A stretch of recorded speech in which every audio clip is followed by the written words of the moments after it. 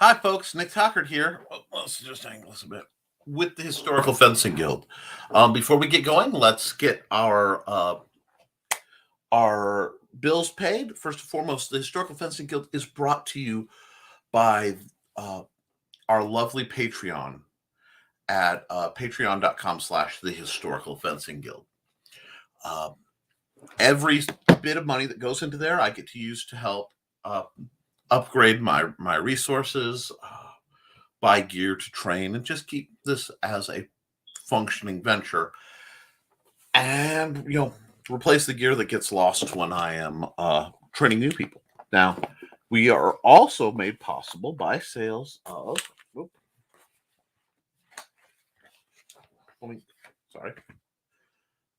the Big Stompy Robots core rulebook.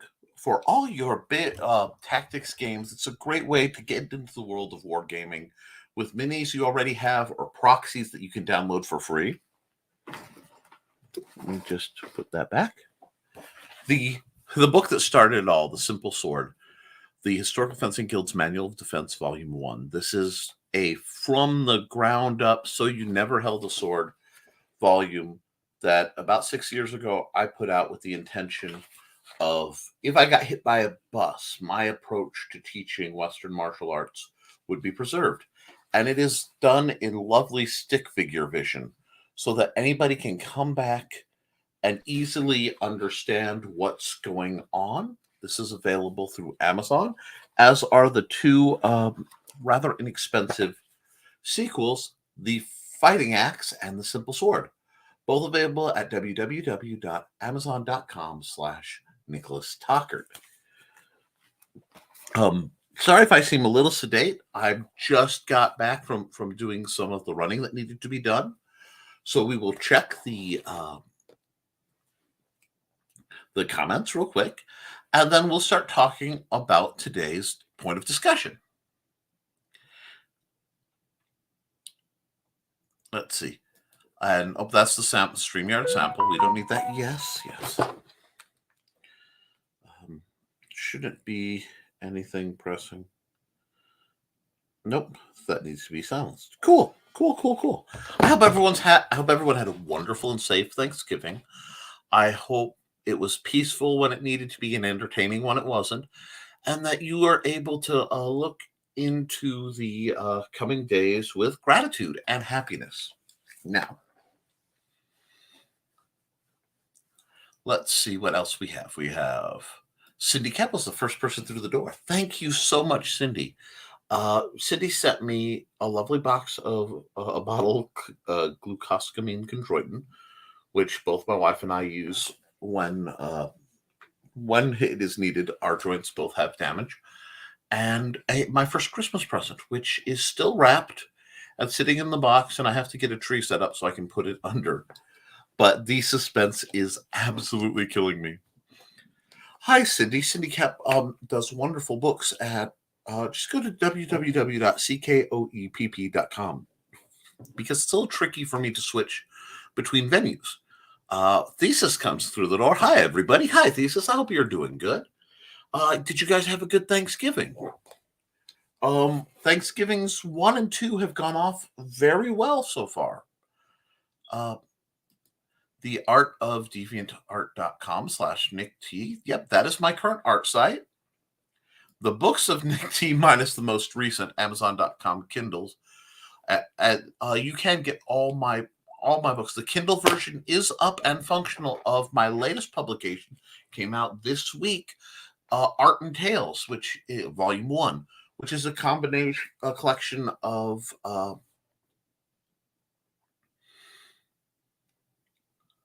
low content. Why did I say that? Of my art as done from a prompt and the stories that spawns. Because whenever I do independent art, it starts to tell a story in my mind. So I thought that would be a lot of fun to share. Oh, it isn't on my author page at the Zon yet. Oh, that's bothersome. Let me see what I can do about that.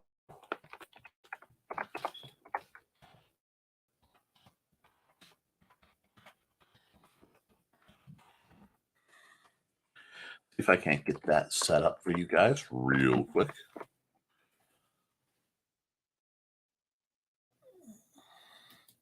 It's there, but it is. Okay, we'll cut this. We have ways of making it work. Amazon is a little flooded right now, which is fairly normal because a lot of people are coming out of NaNoWriMo and they're submitting to Amazon.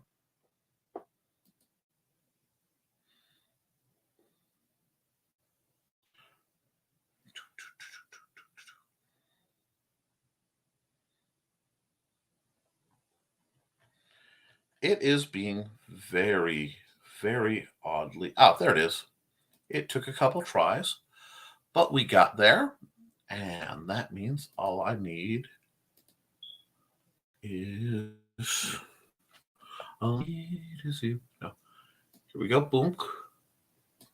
And we'll go copy. And I will throw it there. Paste. There we are. So the link to that is there. If you want to see some of my artwork and very, very short stories for the amusement of basically everyone, we're going to put this right here. And let's get back into the comments. But that, we have the communication of Nick, patreon.com. Yes, in this world of in this world of stories and problems. Now, one man stands alone. No. You can stay in contact with me best through Nick, through the Historical Fencing Guild at patreon.com, where as little as $1 a month will get you access to basically being able to help dictate what I do on my humble programs for the show. You get to request reviews of trainers, make suggestions, commentary. You guys, my patrons, are the first group online that I serve because they pay for my service. And with that money, I can serve more local people and help them learn to sword fight as my health and the weather and facilities allow. And because of your generosity, I am able to upgrade and maintain mostly my facilities. And we are working towards things getting better and rolling again. This last year has had a lot of physical setbacks for me. And when I look back to where I was this time a year ago, I am literally shocked at how much better I am with new medications and work. And I'm actually quite hopeful. It just took a lot out of me to get here. And the Historical Fencing Guild channel is right here. Please like, share, and subscribe because that service will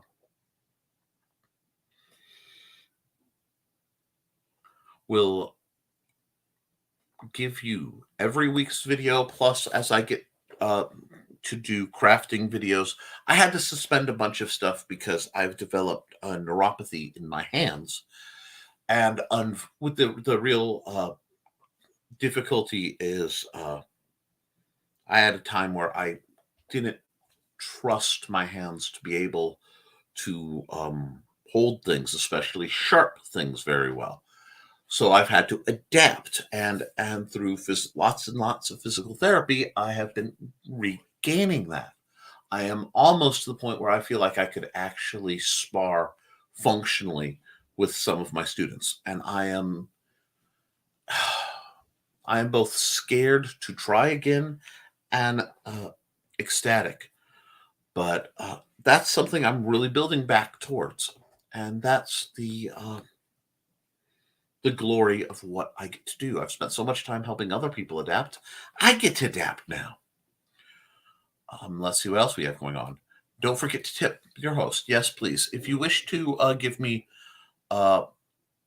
money without it being, tangled in a subscription service like Patreon, you can simply PayPal.me/Nicholas Tuckert, and I will gladly accept anything that comes my way there.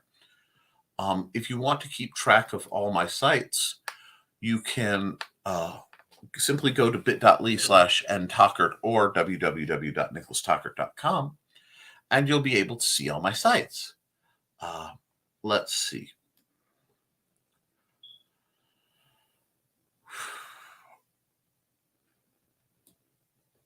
We're there, and we are into conversation. And I love the conversation. Thesis says, I am done shopping for Foxy's Christmas, and I couldn't be happier. This is the first year we were able to put some money aside during the rest of the year and got our stuff bought early. Isn't that an amazing feeling, folks? I love that. And I love that you're able to get such wonderful things for each other that are so tied in who you are. It's really a wonderful place to be in. And I love that generosity.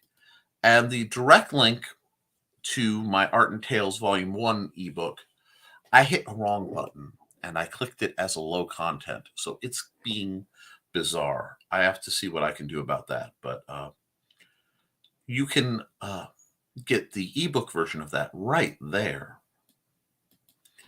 So he kept says, I have a few more prezzies to make. I'm going to try to get the mailable stuff on the way tomorrow, I hope. Might be ambitious. I'm still making a couple. Oh, my. And she hopes everyone had a grand turkey day. All turkeys are safe with me. It was very people-y, but only a couple of people provided unsolicited medical advice.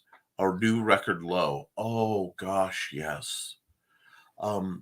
Cindy has a series of rather pronounced food allergies that have to be managed very skillfully. And it is downright impressive how well she is able to do so. But many people who aren't necessarily educated will attempt to tell people who have problems like that how to deal with them.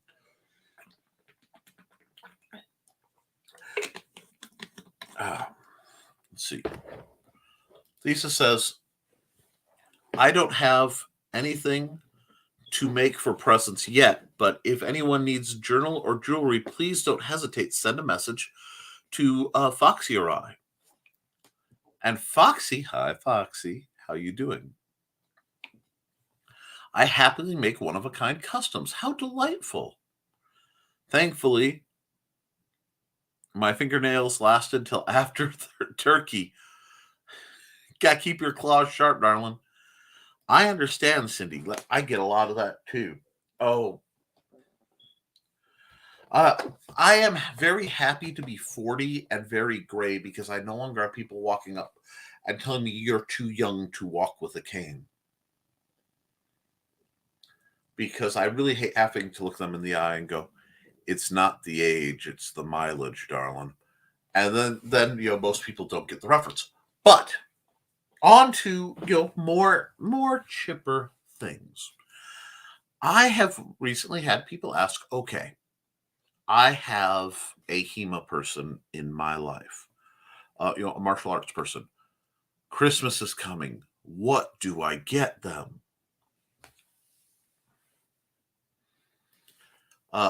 Foxy says, I'm almost 40. I have a cane, but not enough gray to count. Oh, and I'm sorry, that was a little bit of a comment dump.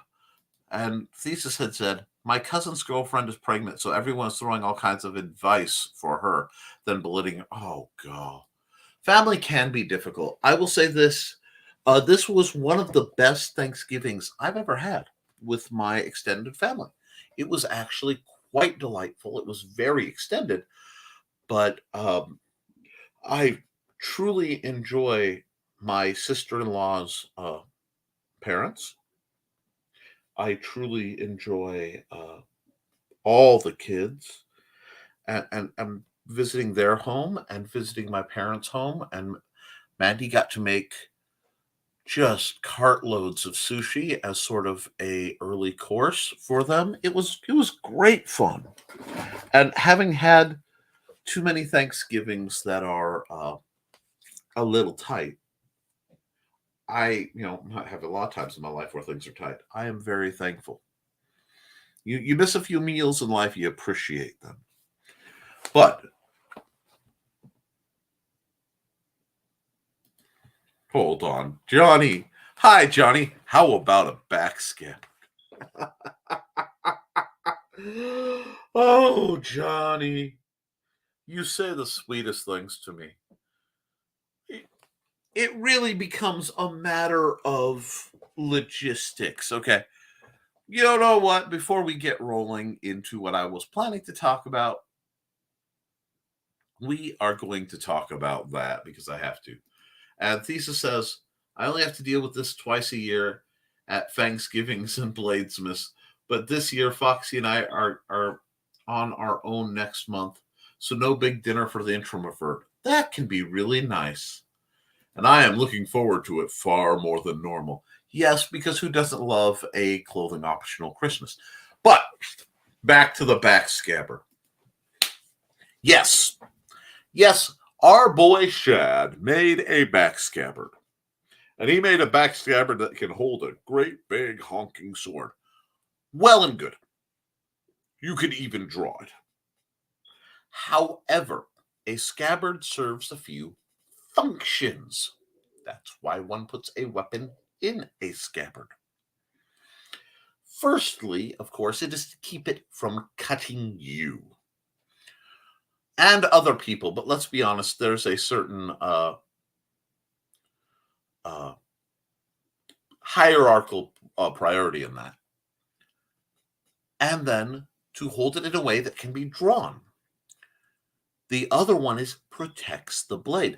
Now, Shad basically made a scabbard that starts out narrow and then widens so that you have room to angle and get a longer blade out. Here's the problem with that.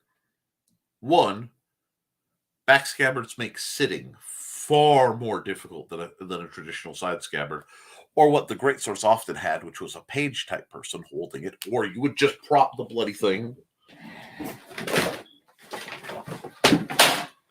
Oh, look, I have a sword that's almost as long as I am tall.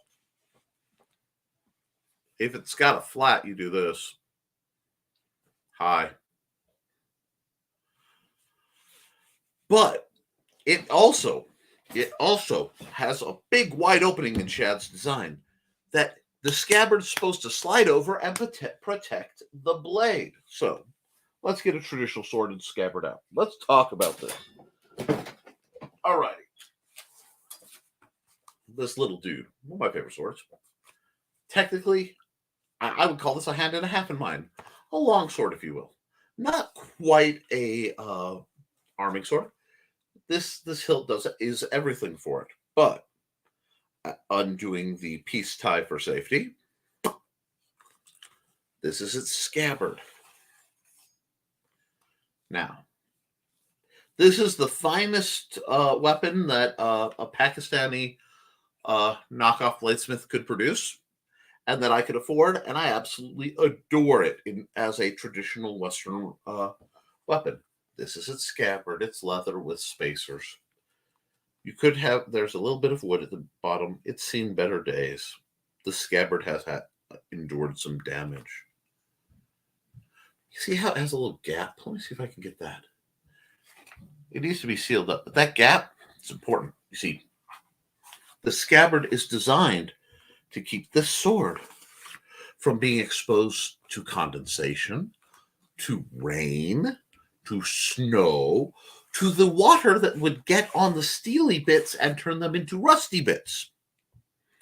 That's what scabbards do. But if this scabbard were set up like Shad's and had a big old gap off to the side, well, guess what would get in there? Rain and snow and junk and dusty bits and sweat coming down your back.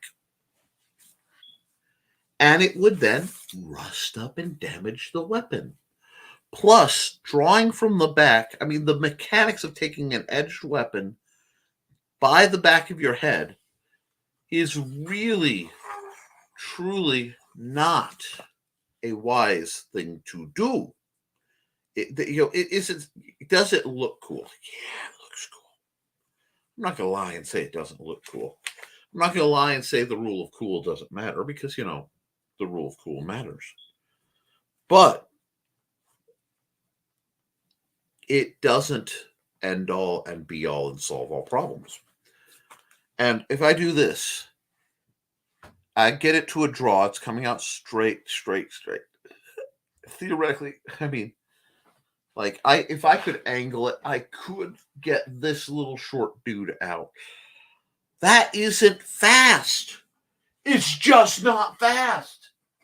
Let me say that again. It isn't fast. It is much faster to use a natural draw with a special good points are coming down in the comments. But it's not fast. And when you draw it, you then have to bring it online. If you use again, I'm using a cheater because this is my Odachi, my hiltless Odachi. I still need to do something about this, but I do quite love this goofy little weapon. I'm holding, isn't that nice? This thing, which is almost as, it is, we're lined up here because I don't have room in here. It is about 1.5 feet, 2 feet maybe, from my entire freaking arm span. So combined with a subtle, and look what's happening. I am drawing it. This suddenly is a big defensive barrier, right? I've gone from sheath, downward sheath. I can arc it. It arcs out in very traditional katana, and the natural motion, guard, online, ready to go. Even if I'm not, that's without going all Iaido, where the draw, it incorporates an attack. This is with an Odachi at my side, where it belongs. Like, well, it would be much more convenient to walk in stores with the Odachi strapped to your back.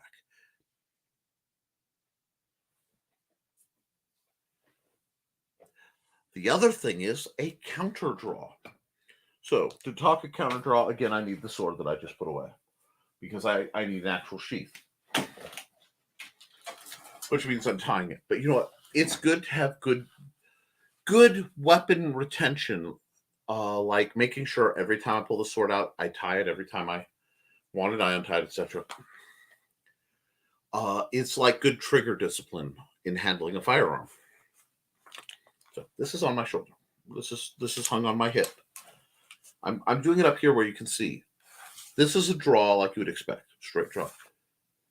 If I counter draw, so I pull down as I draw, it's out to play much faster. Why is that? Because instead of one beat having, half a blade travel, you have multiple beats having, you have about twice the travel in the same tempo motion, So instead of 1, 2, 3,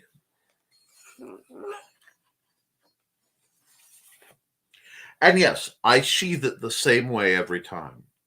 That slight drag till I feel the tip drop and go back in. This is sword safety. I know what's in front of me. I know where it's angled. I'm angled. My hand is far back from the no zone here. I pull. I counter pull. It comes out to play very nicely. That makes sense. And it's funny, blade lengths get involved too. Every single martial culture that I have found eventually that has edged weapons settles into a very popular, usually single-edged, roughly 30-inch blade weapon. You just keep getting this 30 inches and then maybe 10 inches or less of guard and grip.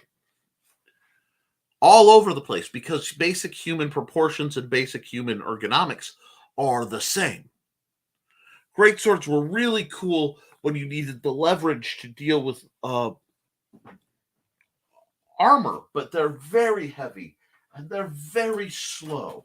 They have advantages of reach, but they also have some severe limitations. So the weapon itself, while cool, has its limitations. Putting it on a backscabbard is silly. Going as far as he did to try to make a backscabbard work is even sillier. I will never be on team backscabbard, okay? If I'm on team backscabbard, you know I must be being held against my will or something. So, going back to PJs all day, no judgment. That's glorious. Let's talk about their upcoming holidays. But it would be totally useful under stress or bad terrain.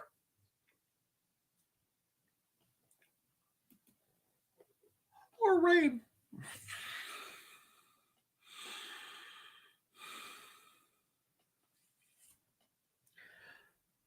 Bless Johnny's black heart because he lives among all three of these things fairly frequently.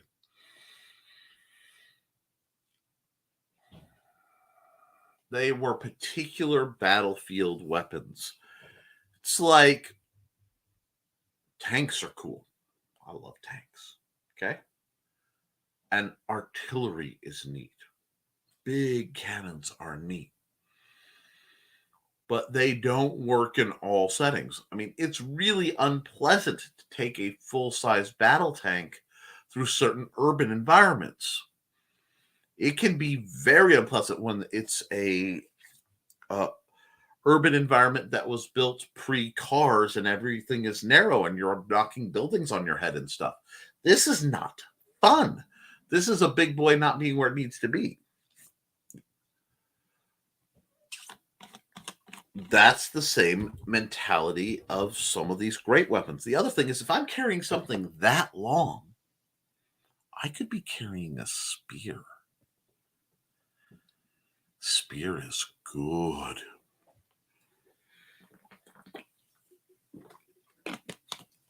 And yes, I've been asked, will I do a long sword book, a two-handed sword book? I may do it.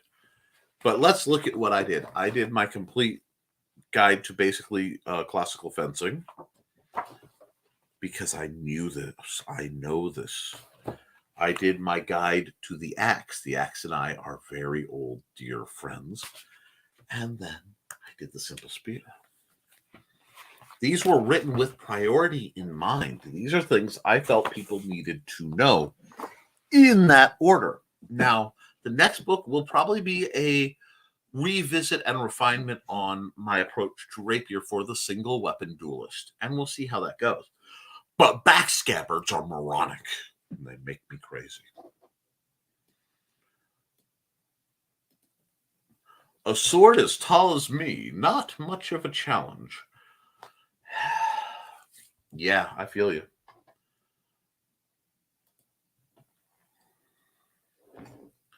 Backscabbards are okay for transport, but not for combat. There is a huge blade from LK Chen, the Roaring Dragon, that's supposed to work horizontally across your back.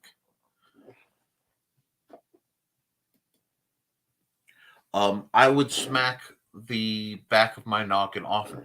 Now, it's interesting because I do actually own a sword, well, sword-like object, that I carry on a backscabbard. I do, my lawn sword, when I'm moving it around. Now, I have been known to carry it upside down on a backscabbard. Now, why would I carry it upside down? Well, one, it has a snap strap to keep it from sliding out. But then I can spin it because if it's across like a sash, and then have a reasonable draw. And it's far better than just trying to do anything with it up here. And mind you, it has a relatively short blade. Had I not the problem with both the video file and the pumpkins, you would have seen me cutting with that. I'll find something to destroy because I owe you that. But I agree. Backscabbards are functional for transport, but not in combat.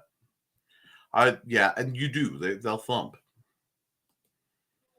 Total length is 4.5 feet, so wearing it at your side is troublesome. Not really, because I've worn rapiers, 43-inch rapiers with another foot of blade, another foot of guard and rigging sticking out. You learn how to navigate with it. That's the thing.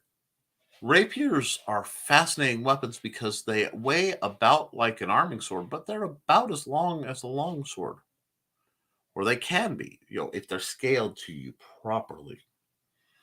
Fascinating things happen. And people wore those all over the place, but they wore them on suspended frogs so that there was lots of movement where you could tuck it to get around places. There's an art to wearing a sword. See, we as students of historical combat often are neglected in our study. First off, most people who came to that had some base knowledge of combat, often wrestling in the classic sense, not the glory that is World Wrestling Federation. Oh.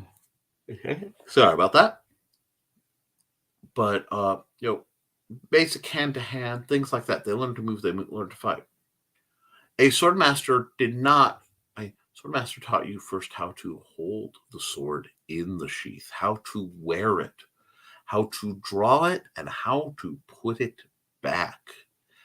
And this is what you learned. It is not glorious, it is not glamorous, and it is not discussed in most manuals, at least to any depth, but is something every person who wore a sword for defense needed to learn. Look at it this way. Excuse me. Remember, the sword is traditionally a sidearm, even the great sword. The great sword is much closer to a sidearm than a primary because they'd still rather have a spear or a lance or a longbow. Great swords are good as a primary, and you still need a secondary, I guess. But let's look at it in line with modern weaponry, being carbines and pistols. The current loadout of firearm and sidearm that you see in most modern combatants, unless they are specialists. So, okay, you know what? That is a good one. The more I think about it, the more I like it. A great sword is akin to a heavy machine gun in this analogy, because it's heavier, it's bulkier, it takes more to operate, more to maintain. And many times they would have people who carried them, or they're heavy, they're inconvenient. I'm not saying they're not wearable or wieldable. I'm just saying they were weapons of war, so they were handled usually in warfare, and things get different in warfare. And if you were wearing such a weapon, on your back might be a way to show, yes, I'm not intending to fight with it, because everybody knows piece tied on the back, it's not likely to come out easy. You're far more likely to pull one of your many knives or fighting dagger or whatever your sidearm is. But think about when you get into training. If you look into firearm training, you look at somebody like Terran Tactical. Who's Terran Tactical? And what does that have to do with anything?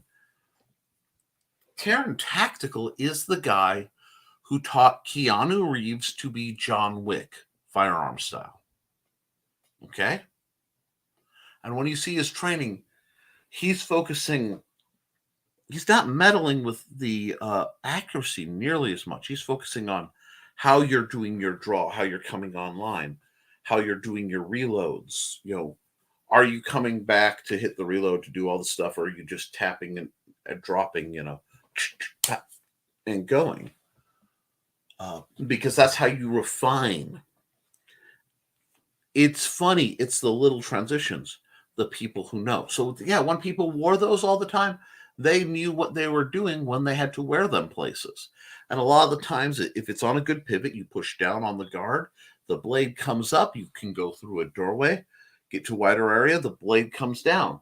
You get that with the so-called slutty pose, where someone has a rapier or a longer sword, great sword on their hip, and you'll see the limp wrist sitting gently on the top of the pommel of the offhand. Why is that? One, it's, as somebody who's worn a sword quite a bit, it's a comfortable place to put your arm. And two, that lets you, I need to get through here. And you can push up or pull down or move around the weapon to get through the environment. So it's fascinating. Bad, Johnny. Nope. Why is that? Okay, come on. There we go. Shad did something dumb and pointless. Shock Pikachu face. Well, I aim to something. Not sure quite what it is. Misbehave. That's a good word for it. That's a quote, I think. Yes, it is from Firefly. Wonderful series. Behave? What is this? I thought it was beehive. I am. Aim to misbehave. Can't recall where. Firefly, how could you forget that? Lack of proper chocolate levels in the body. Okay, Foxy and Thesis have to do a Firefly marathon. It just happens. I didn't write the rules. We just know it.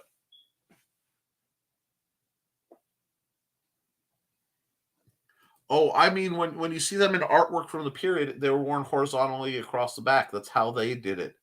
I could probably do it, but Foxy could not. Foxy could do it if it was scaled to her body, because you still have weapon scaling factors. And yeah, upper body strength is a thing. But you think about, okay, I need the sword out of my way. It can pivot around to here, do whatever I'm doing, pull it back. Also, a perspective in perspectives in medieval art are intriguing things. Behave? Like what? That's a great question. I want you to behave like yourselves. I bought him a box set a few years ago. Watch it. Horizontally, ever see a dog trying to carry a long stick through a gate? Yep. And then that's why it's not fixed. Swivel, go straight through the gate. Pivot up, go straight through. What I may do is take one of my longer weapons, rig up a frog for it,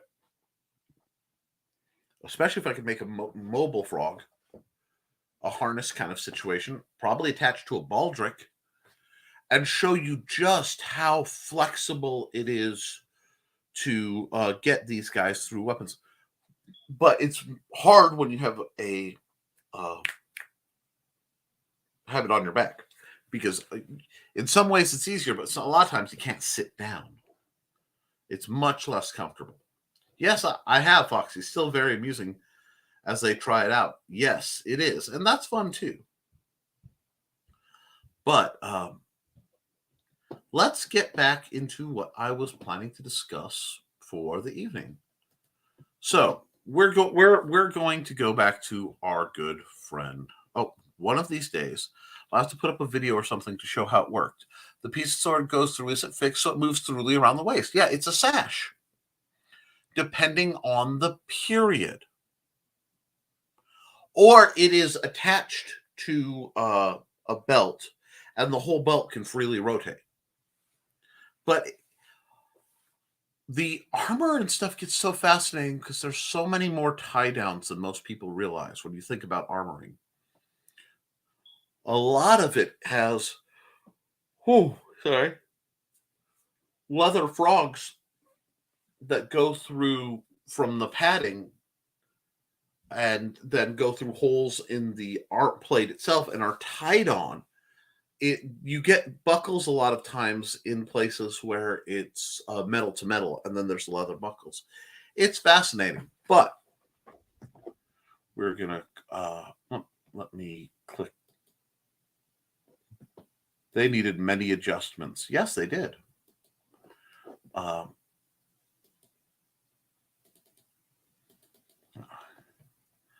Let me check something real quick. Because the only way you're going to be able to carry a sword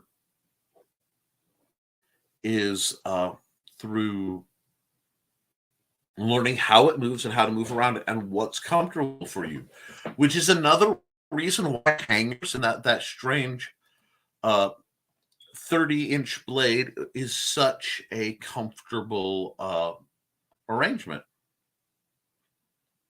Yep. It is. That's what I thought it was. Why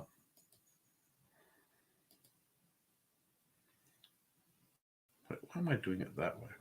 Yeah, let's just back out. There we are. Cool.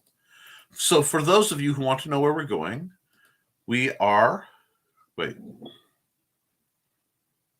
Hold on. You shrink on the battlefield from all the sweat, but after a big meal, you blow it up. So adjustment. Yes. Yes, there's a lot of adjustment. Good point. I still can roll to chop lumber with the... Oh, Johnny, Johnny, Johnny. Oh, that wounds me. Oh, it cuts me to the core. Whereas a nice German hunting sword is essentially the world's sexiest machete and has a saw back, not for any tactical stuff, but so you can cut lumber and such as an early multi-tool. These says, I recently watched a video, can't remember on who, on side-by-side comparison of European, Japanese, and Chinese warrior putting on all his armor, and fascinating. It is fascinating. Tactical role. Some days I can wear a size 14. Others I'm an 18. Of course, women's sizing is crud. But still, no, absolutely.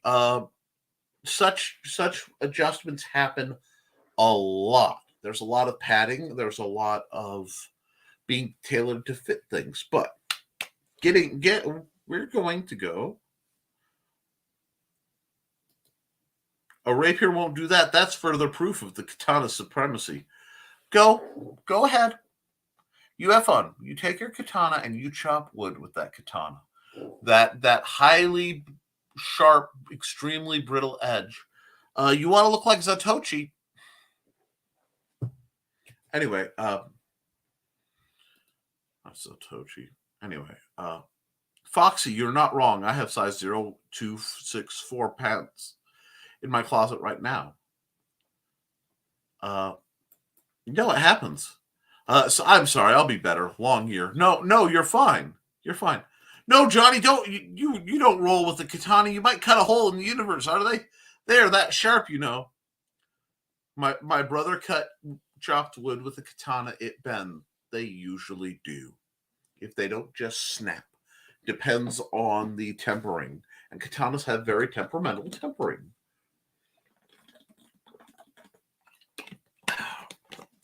Now, the question was posed to me, and we have about 15 minutes, so I'm going to get into that. What should we look for to get our friends who are into Western martial arts? He's also an idiot. Then he fixed it out. In out bonfire. I mean, it was straighter.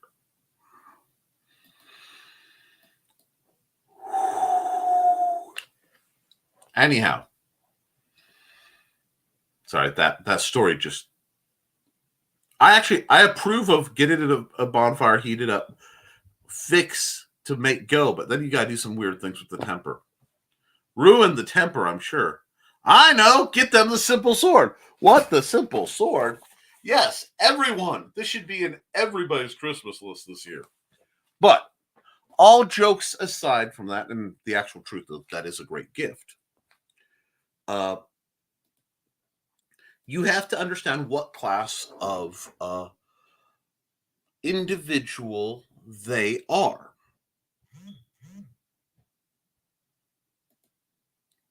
Yeah. Heating it and hammered it with a rock to straighten it out. Now, that's perfectly acceptable for a Walmart machete, but not a katana. When we talk about this, what do I mean? Are they accomplished? What are they in it for? And, and what is your price range? These are good things to have. If, for example, if it's someone who does a lot of like working with live steel, they collect live steel, getting them just some 3-in-1 oil and a selection of different grits of sandpaper from rather rough to extremely fine is a very thoughtful gift, because they can use that whenever something goes wrong on their swords to process them. Oh yes, Guy Windsor has some great books. And yes, a rock, not a hammer. Hug. Well, thank you. Thank you for the, and don't forget to like. Guys, please like this and please share it around. Simple Sword on Amazon.com. Yeah, it's just a great book. But so we're going to start there. That is a great place to begin with the oh, and there's the link for the Fighting Axe. If you are interested in axe combat, it's a very inexpensive, great way to get started, and a good place to start to look into. Now, the maintenance kits for swords are always well received. A whetstone, one of the 3 whetstones, they're relatively inexpensive. They're another great thing for any edged weapon enthusiast. Now, if they are training, if you can find out what group they train in and what their rules are, that helps let you know what they need. A backup pair of gloves that match the rules of whatever they use, for example.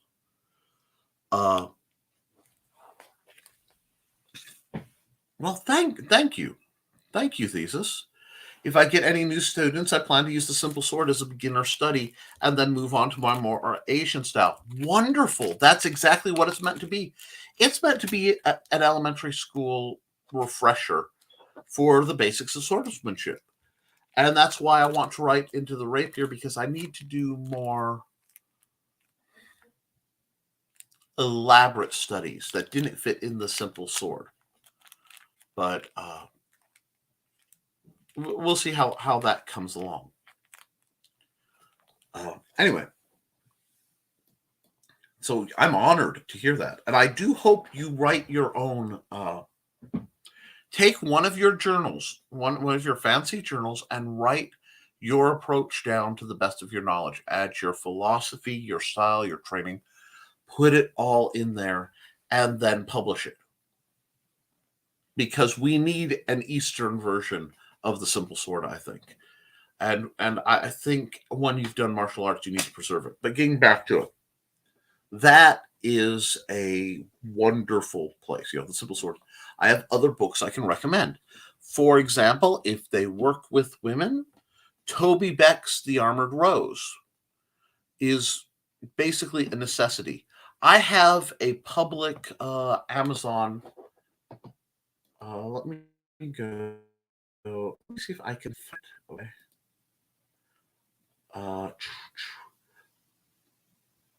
I think I had.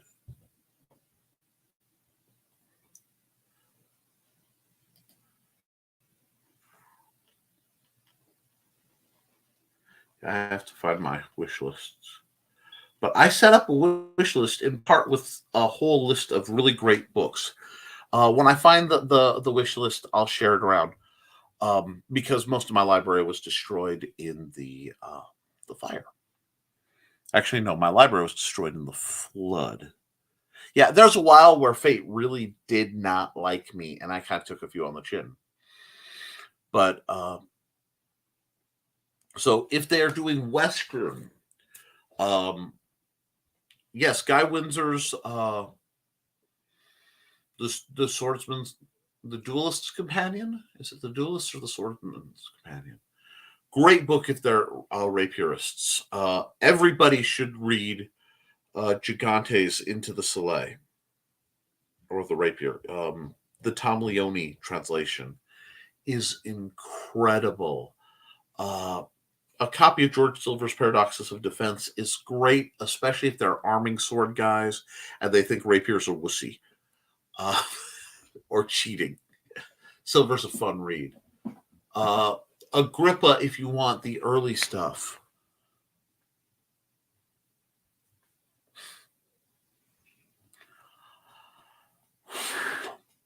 There are a lot of books out there. There's a couple translations of Meyer that are just phenomenal. Lichtenauer has some great books. Look them up. You can find them on Amazon. They are or Barnes and Noble or wherever you look. They are of a variety of different prices. I really should make a reading list up for you guys just because it's helpful stuff. If they're going Eastern, if they are more Eastern oriented, I will tell you my shortcut, Dr. Yang Jwing Ming. So that's Doctor, just like you expect, Y-A-N-G, Yang, Jwing hyphen M-I-N-G, Yang Jwing Ming. His Fundamentals of the Sword DVD set is phenomenal. An absolute must-have. These are great research tools. A warning, there is a French longsword video that one can get through Amazon that I wish I could have ranked a 0 star. It is a danger to itself and others. A gentleman is trying to combine basically collegiate fencing motions with greatsword. Very Meyer, very up in the air. So anyway, a lot of it's find out what kind of weapon they're into and then search, Dao fighting manual, Jin fighting manual translated into English.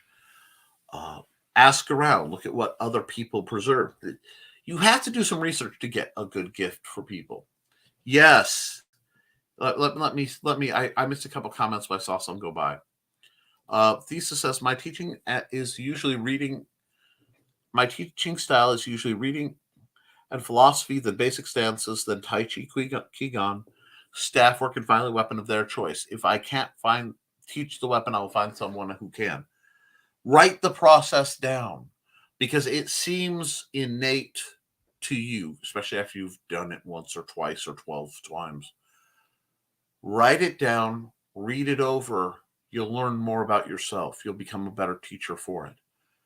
Revamp it. Do that. Take a few years. There's no rush. It took me 15 years to get from I'm learning how to sword fight and jotting notes down to this is ready to publish for the simple sword. Write it down, research it, treat it with the respect that it is, and you will get better and they will get better. But your viewpoint, your take on the philosophy, your take on the techniques, your experiences matter and they need to be recorded. So please do that. Foxy offers everyone cyber, therefore allergen-free Tato sticks. Who knows? Maybe someday we'll all be in the metaverse or something where we put on goggles. Say, all right, guys, tonk, tonk. Let's see how everybody's doing, how they're moving, what techniques they're using. And we'll be able to virtually spar. Would it be as good as, in person? No, but it's a great opportunity to think about. And Thesis has beginner Tai Chi, Yang Jwing Meng. Anyway, let me come here. I want to look at something because here, books and DVDs. Let's see. And I put the link, I believe, the Wooden Swords link that's up here. woodenswords.com / click equals 1745.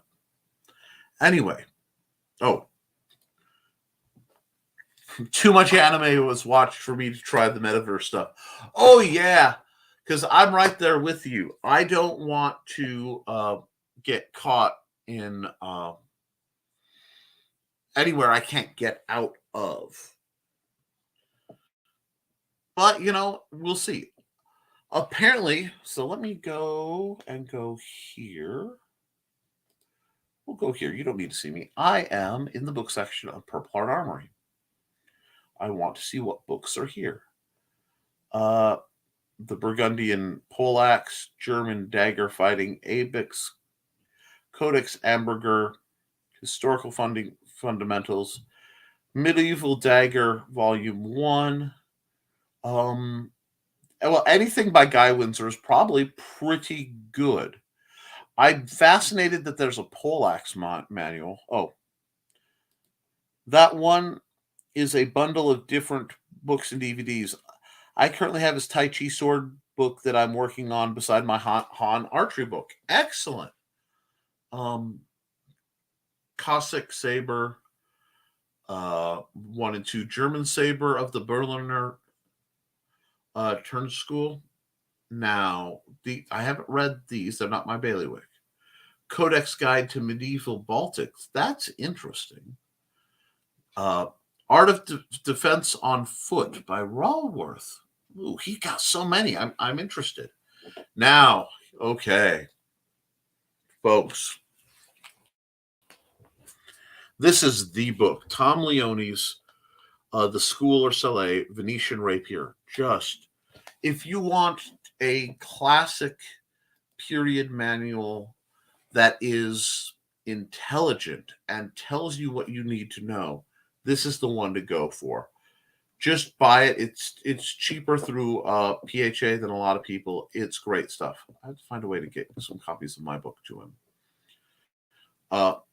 Let's see. What are you? Can't see who it is. Oh, okay. Proper Discretion of Thrust Fencing with Single Rapier. English translation by Ryan Jan Schiffer. Okay. Oh, Pasha. Okay. This is a really solid for a more athletic version. It's German. German is one of the big schools. No simple sword there yet. I may work to get that there. I have to send him the copies and have him sell it on consignment. I think there's some shenanigans there, but I need to work on expanding my reach. But Venetian Rapier is a much must read. Wow. The Art of Combat by Joachim Meyer is on half off.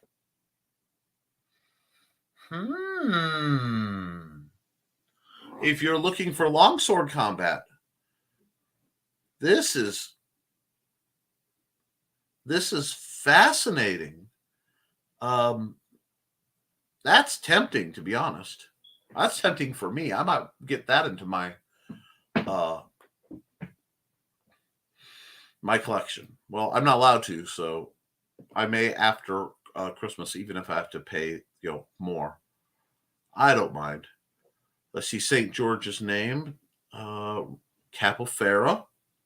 Capoferra is a solid book for classic. Lessons on the Thrust by Reiner van Noort. The Complete Renaissance Swordsman. A lot of these are very stout books. Half off. Did they literally put the sword in half?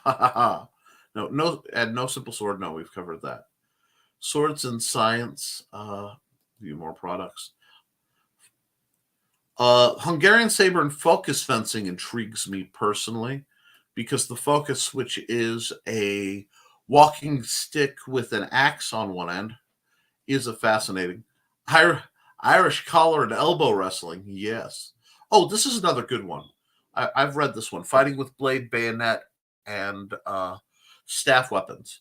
This is a great collection of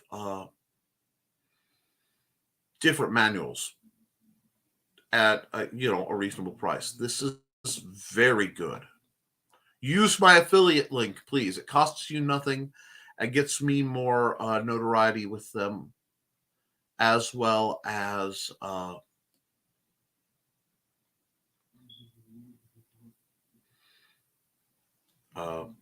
I want to say I get 2% from the sale. Stockholm Manual of Saber Fencing. Which is this? Swedish Approach to Saber Clear Understand. See, that a whole lot more books are in, and that makes me happy. Just wonderful, light reads. Very dedicated. There are a few that I'm surprised aren't in here, but I'm getting distracted, and that happens. Oh, now that is interesting. Saber Fencing, Sport and Martial Art, both the book and a DVD. Now that is intriguing to me. It means they tried to parry the katana. But that's another set I may throw. I see some book reviews in my future, so I'll probably do some ordering and do some book reviews, because I see a couple things that I'm looking forward to studying. And that tells you I'm a sword master, so I do tend to love the books. I love to research. I like the books on Bartitsu. I find that fascinating. Patton has some great books. I read his. I have a stack back there of books. My most recent read actually was an Aikido-based book. Where did it go? It's a little tiny guy. That I want to talk about at some point. The Art of Peace, which is excluding the supernatural elements at the beginning, which I always find dubious. Oh wait, I held that up and my camera isn't even on me, so give me a second. Let me go here. The Art of Peace. Nice little book, but it is a unique philosophical read to match Aikido techniques, which much of Aikido is BS. I will admit it, but it's fascinating from the perspective of somebody who's a bit of a Tai Chi guy as well. I parried a katana once. I woke up in the 16th century. I think it caused a tear in time space. There's a legendary katana that supposedly is so sharp it cuts light around the wielder, rendering them invisible. Woo.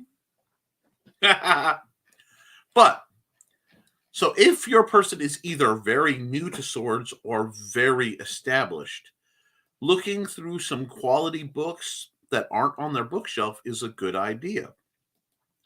Now, if you are of the more accomplished financially, getting them a trainer that in the HEMA style that matches what they do is a really good idea. I love, if you're getting started and you don't know what you want, ever seen Jetstream Sam? No, I haven't. Hold on.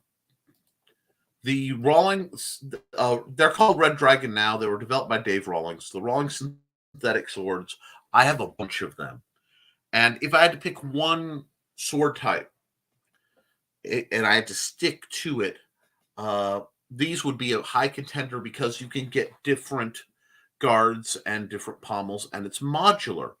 They're very, very good weapons to train and fight with. Many of my early videos have it. They are a touch heavy. You will find a teacher deep in the forest. He lives behind a waterfall. Quit telling people where we live! Here's a hint. If the teacher is living behind the waterfall, he does not want to be bothered. No. If you're up for it, do it. But both long and short swords, you really can't go too far off, and they are very relatively well priced. Now, if you want, if they are longsword guys, again, getting a Fender Schwartz-Meyer style, let me see, is a great tool. A lot of people just find out what club they play in and make sure their gear works for them. Because Purple Heart line, 10. Note the flex. There's actual flex. Are comparable to the South Coast Swords, which are the Black Fencers. Wonderful, wonderful weapons. But, this is higher end stuff. I personally love this little messer because this messer is a two-hander in my hands. With the rigging being a 26-inch blade and an 8-inch grip. Oh my gosh. I would love to get my fat fingers on one of these. But again, that's $100. That's expensive. So, okay, you want to get a trainer for your friend and you don't want to spend money. If they can use plastics like this, your synthetics, then I would say go with your basic trainers. These are the ones I speak of frequently.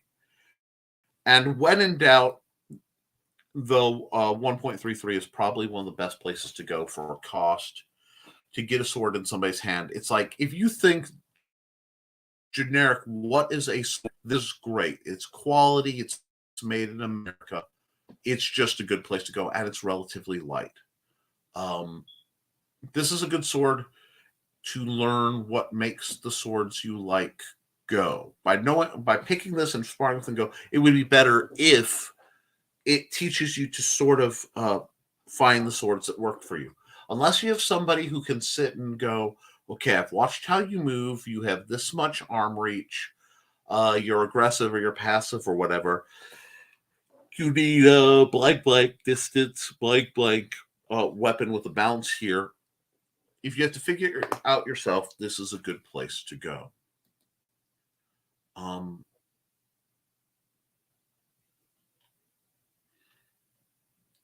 Knowing that will help you guys find decent swords. If you can find the side sword trainer, it used to be called the Tactical Side Sword Trainer. It's a wonderful weapon. I helped design it. Strong, but no flex. Now, when it comes to gear, let's talk gear for a minute. Again, a lot of this has about money. We'll go to masks. We'll start out with masks. Boom. Any of these masks are good. No one will ever feel bad about having an extra mask on hand. That's actually interesting because that's a gel, so that's gonna keep the heat off you. Very expensive, but it'll keep the heat off you. But getting masks that fit and are very strong, you want to look at the newtons. Basically, the higher the newtons, many are around 300 newtons. So if we go here to the basic fencing mask, right? It is a 300 if it's not 350. Yep, 350. It's 350 standard. Where you don't go under 350. It's going to last the last 4 years. If you have money, you want to go for a mask that's as high a newton as possible because that's how much force it can take. These are beautiful. 1600 newton mask is going to endure. That's more of a lifetime mask. And the pricing difference of 79 to 124 gives you an idea that it doesn't need to be that much. Does that make sense? Cool. Gloves. If they are doing rapier, and we're going to do rapier probably another time.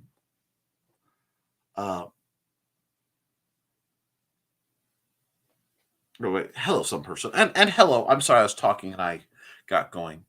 There wouldn't be enough damp rid for that place. You're right. Pay no attention to the man behind the waterfall. He's certainly not me using me as a meat puppet because he doesn't want to deal with people anymore. Passive or aggressive? My ex mastered both styles at the same time. Exes tend to do that. And a man who is not my ex, Joe Bachman, teleports in, drops a light, grabs water, tips his hat to the host, teleports back out. You have a good one, Joe. I know where you are most likely.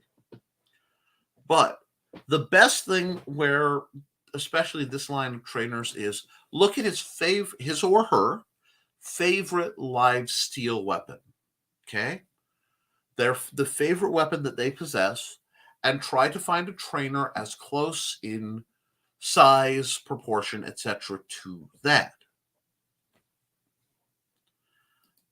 Yeah, you have my condolences. Exes can be problematic. Everybody has them.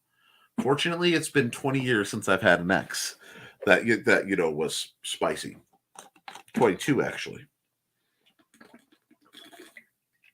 And those that are still in my circle, either we've grown as friends, or are not in my circle anymore, and that's fine.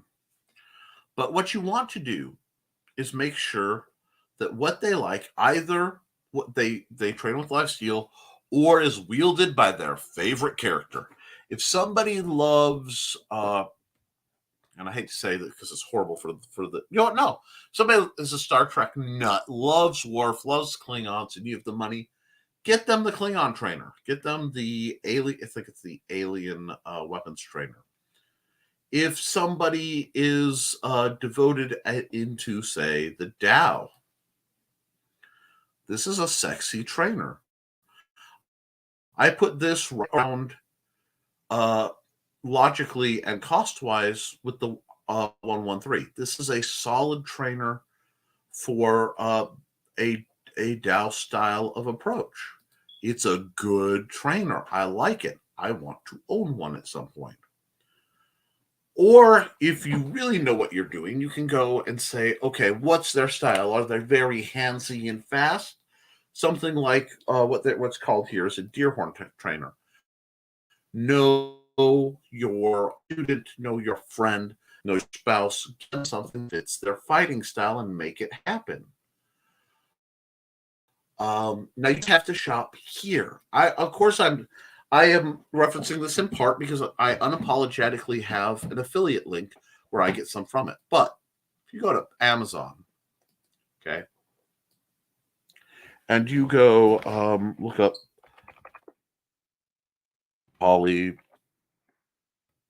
Blades USA. Here we go. Polypropylene weapons. For this style trainer, you can pick up just about anything. You want a katana cheap? Don't buy these. Just don't. I bought them. I reviewed them. I need to do a formal review. I dislike those. The Cold Steel Hand and a Half sword is very, very tanky. It is heavy and it is weighted. She was the Avatar. Crazy Avatar. I've got some stories if anyone wants to listen. If you've got some cash and someone is a Star Wars here, there's some decent, usable lightsabers. Absolutely. You can find those as well. Those are some good chopping knives. This style, and look around, you can find these cheaper. This is a great little weapon. I'm surprised. This is suddenly down to $10.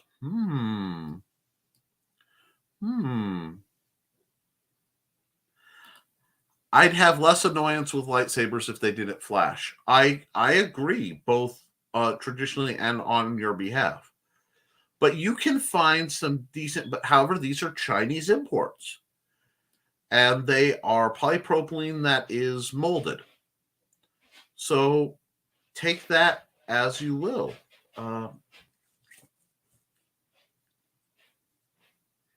That's actually not a bad deal either if you want to go katana. Because one of the best things about katana trainers is they usually come with a training saya or sheath. they work really, really well so that you can practice the draw. Now, this is one close to what I was looking for. If your friend is a cloud nut, I have seen trainers that look like the Buster Sword. Is it far-fetched? Yes. Is it silly? Yes. Is it potentially fun? Yeah, you know what? It really is. And at $26 on sale, whew, there's some good sales that I didn't know were going on. I may have to do some weapons shopping soon. But because there are a few that I think need review. Where's my little slidey bar? I don't care about that. Don't buy that. The Wu Jiao propylene. This Tomahawk axe is balanced terribly. I'm imagining someone tying a knife to that and a rope to that and swinging it around. I'm sure someone would.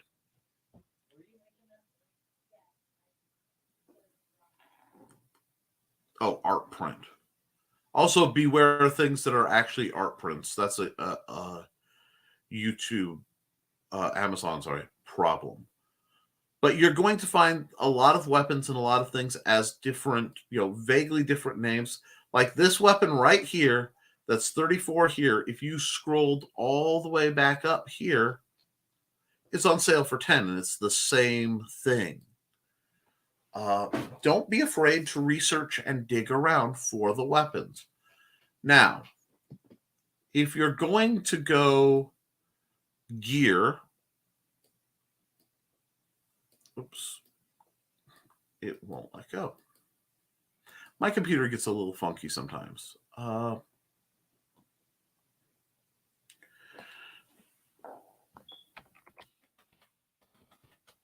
A neat way to get gear on the lowdown is knowing complementary gear. What I mean is you can get lacrosse gloves. And lacrosse is a game where there's a lot of hand strikes. You just have to be careful about right here. To a sporting goods store and try them on. And then, shop around and see if you can get less expensive versions. Lacrosse gloves are great starter points for that. What's this? Rope equals size? I understand that. And it would be a heck of a rope dart. It's 26 inches of blade. I've considered getting an electric lightsaber one of these days. You're supposed to be able to use them for sparring and such. Lots of fun. Yes, they are. I'm not sure where they are. I own at least one, and my son has one that matches. And we run around spar them. I just don't show that video because Cindy Kep is epileptic, and I don't want to trigger her. Oh, yeah. I designed an offensive side with a flamberge blade, just the way you like it. Okay. Oh. One. That's really kind of cool.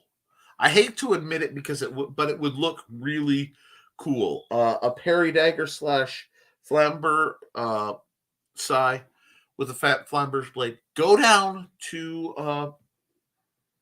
give me just a second. www. Oh no, you saw that my home screen is all boring stuff. But what you see where it says help here? Hold on, let me hide your comment for a second. Okay. If you click that, you'll get a hold of a man by the name of Christian Dorse, CD at woodenswords.com. He electroluminescence. I haven't heard of that. I will need to look into that. That's fascinating. New term for me. Yay. They make custom trainers. So you can talk and experiment and commission, and he will make custom trainers. just tell him I sent you, and when you do, use the link, especially when you pay for it, so that I get the cut, and so that he knows the people I'm sending are actually people who buy. So, and yes, you can get Littenhauer as a collectible. It's just rather expensive. Thought you said Fabergé egg instead of Flamberge. I understand that. That makes sense. An ostrich egg is a weapon. It would work once. I think the best thing you could do is hand someone an ostrich egg and run away in sight of the ostrich. You know, they are large enough. I'm working with Christian to make a Han Dynasty trainer. Excellent. I can't wait to hear how that goes. Like I said, be sure when you pay, use my link. Because Christian is trying to get the gear people want into their hands as roughly inexpensive as possible. And I am all about that. So that's, this sounds like a commercial for PHA. And it is, but it isn't. I wouldn't work with them if I didn't believe in them. Now I will tell you another company. And then we'll wind down because I've gone rather late. I have plans this evening, unfortunately. And where the fact that I have to type this in tells you it's been a while since I have been here. And yes, I typed this slowly if I want to be accurate.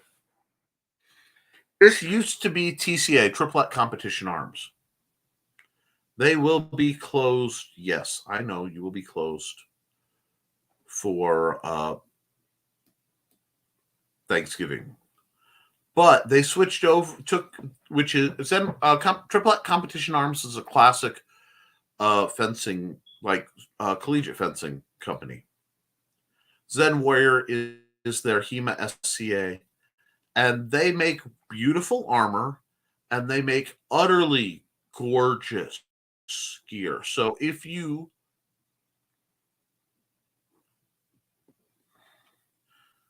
you sent it to me. It's edgy and evil and meant to make angsty teenagers happy. I bet. See, I turn off my messenger, so that probably came in through. Yep, that had to come in through Twitter. Oh yeah. Well, getting the extra barbs. 1 second.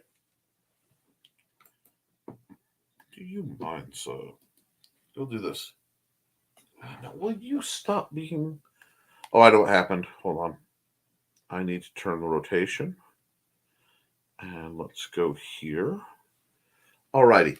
Getting the extra barbs would be difficult, but if you were to commission someone like Christian to make something like this, he could probably make you a trainer version, and you could use that as a prop. Now, when you see guards like this that are hollow, these are for SCA style combat. The Two Chucks use it. I can't remember if Canorak does. I don't think they do. But they use specific diameter rattan, which is like bamboo but solid. It's not hollow in the middle. And they use it because when you wear it out through combat, instead of breaking and splintering and breaking off like wood does, the fibers break down and it becomes soft, and that part gets mushy, and you can either shorten it and use it still or just replace it, but it's a lot safer. That is an absolutely gorgeous piece. But if we sales event, Scratch and Debt Armory sale. Wait. No.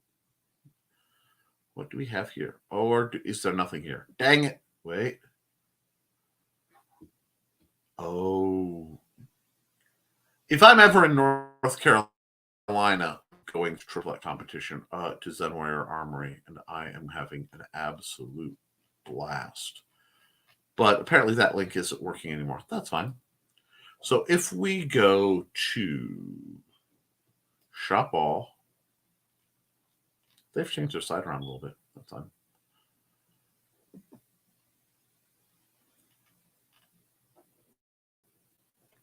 They sell portions so you can piecemeal your sword, Or you could get, oh, and this is a very nice, very fast weapon. A training rapier. Let me see if this is. And you vary the blade. So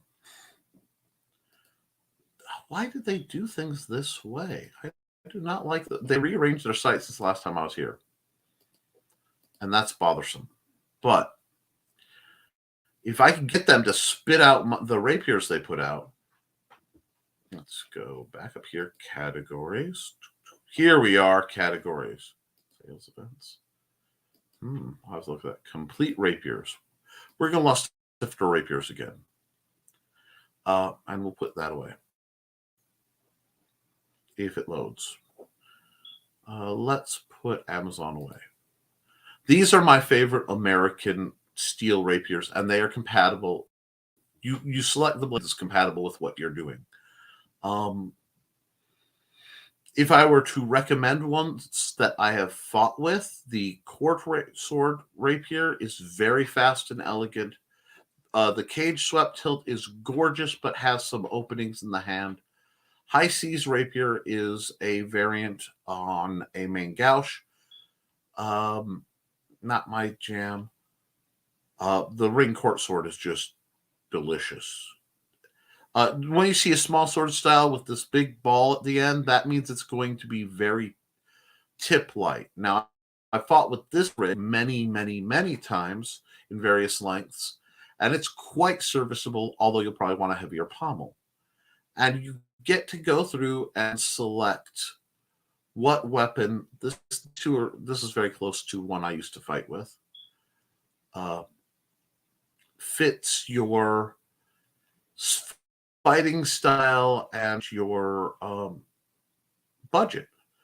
So something like that is really good. And I would really go here if you're going to look into, oh, jeez. I am so sorry.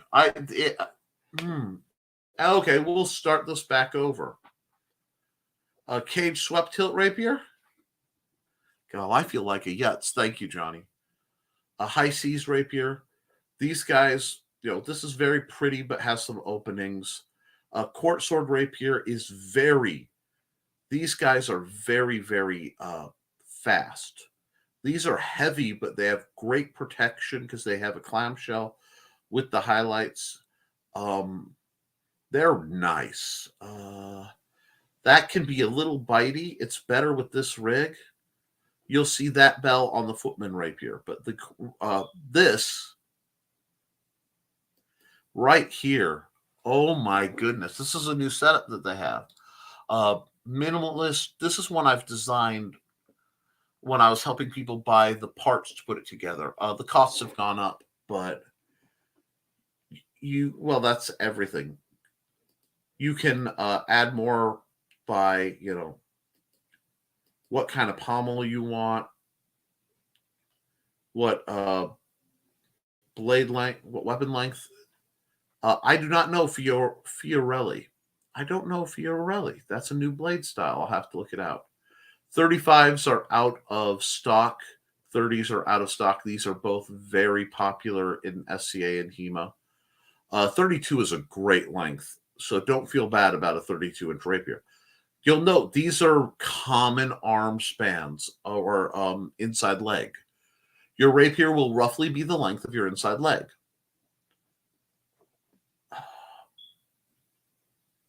Wow, they really got hit hard, but I'll have to look at that new stuff. But these are the people I used to deal with when I was SCA. And the fact that they're still here when I've been out 12 years tells you something. They're cousins, yes. But this is a good start, guys. You have a good start in looking at it, and a lot of it is just knowing. If you need specific help, hit me up. I love helping people make Christmas great.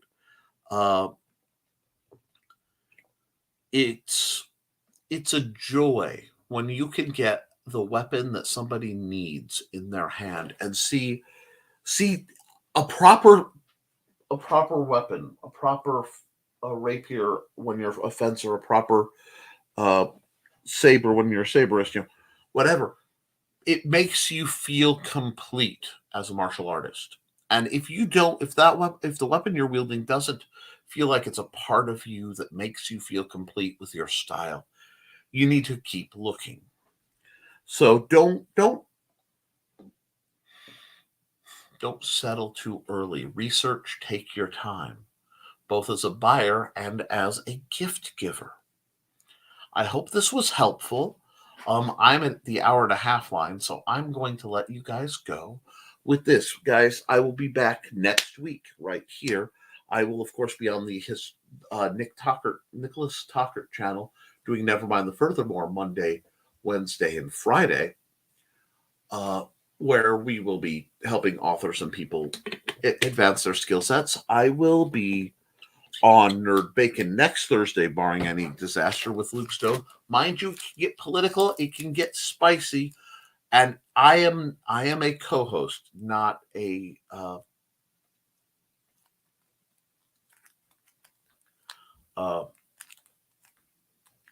not in control. So sometimes some things get a little spicy over there. Cindy Keff says, get cool books. And that looks like the Kindle link to me. And go to Cindy Kepp, please, at deviantart.com for cool art. Thank you. Now, there is some stuff going on with DeviantArt I have to research right now because there's some problems. Oh, good communications. Patreon, the Historical Fencing Guild. Guys, it is appreciated. And please hit the likes. Please share this around. I need to get this stuff out there. I'm trying to be good in service of the community. I may do some silly extra videos, and there is a chance this weekend of an art time with Nick where I will be doing the assorted thumbnails, and that happens at the Historical Fencing. That happens at the Nicholas Tockert channel. So I try to keep this channel fairly pure in content, and don't forget to tip your host. Yes, if you feel like financially giving, PayPal.me, Nicholas Tockert. But I'm going to see you guys next week. I'm not sure what the discussion topic will be. I'll throw it up to my Patreon members. Patreon folks, let me know what you want me to discuss, cover, or review. And of the products you've seen me go through, what would you like me to review and discuss? I am here to serve you guys. I'm here to serve my live local students, although oddly enough, many of them rarely make these shows. So let me know. In the meantime, guys, keep your guard up. Do your drills. Oh, in content, yes, but not always in thought. No, not always in thought. That hit. Oh, yeah. do best weapons for a holiday decorating. Well, you guys pay the bills. That goes on my list of things to look up and decide. Best weapons for holiday decorating.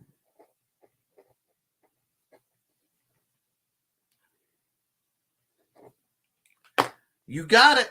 We will discuss holiday related weapons and the best for decorating. I can make that work. So I've already told you to do your drills, because if you you won't get better. I told you to keep your guard up because you can't block what doesn't come. I think throwing stars would make pretty ornaments. They probably would. How to incorporate more weapons into your stuff. I like that.